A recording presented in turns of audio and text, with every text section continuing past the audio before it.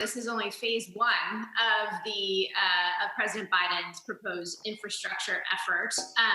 This, as you mentioned, includes things that we do traditionally think of infrastructure, kind of hard infrastructure, bridges, roads, tunnels, what have you. But then, as you point out, it includes many other things: elder care, workforce training, tax incentives for domestic manufacturing.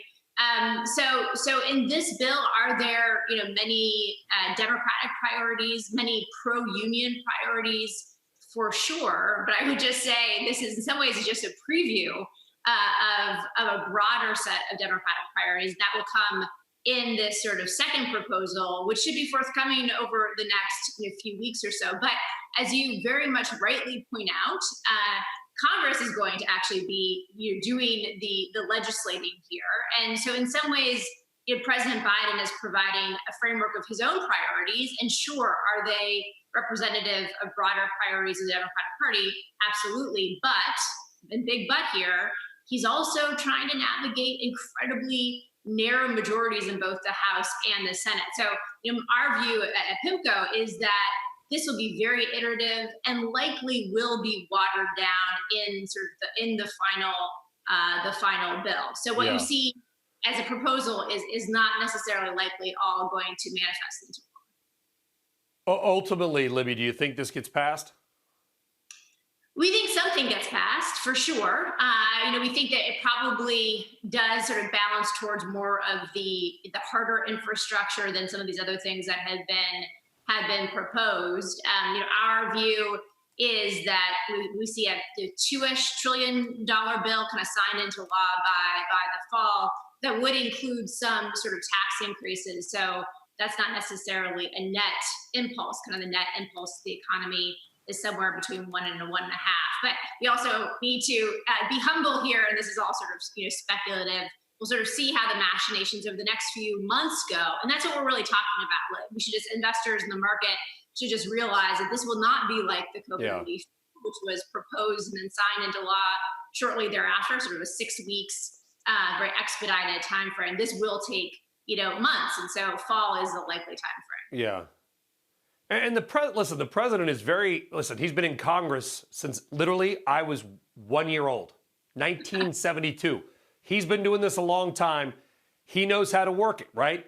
And he is rightfully, I think, selling this as a paid for by corporate tax increases. Now, the CNBC viewer knows that's not possible. Corporate tax increases are less than 15% of federal tax revenues.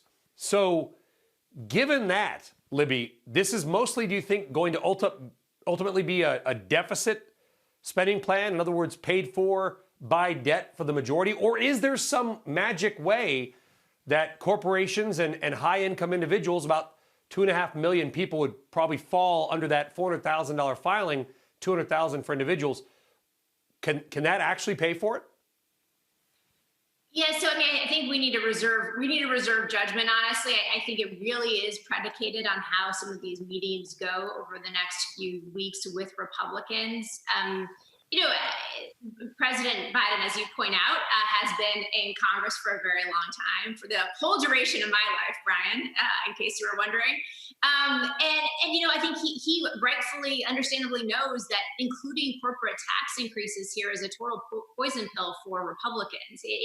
It's impossible almost for Republicans to vote for something that includes increases to the corporate tax rate.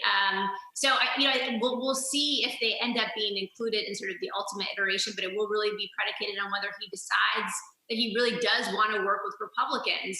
If he doesn't, then corporate tax increases will be included. Just to your question, though, really quickly, what he's proposing to do is really expand the international corporate tax regime. So you're right that the corporate tax rate increasing, that won't raise as much revenue as he's seeking to raise, but this is a much more broad international tax scheme, and there's real revenue associated with it. So again, I'm a little bit skeptical that will be included in the ultimate iteration, but it's a revenue raiser for sure. Shepard Smith here. Thanks for watching CNBC on YouTube.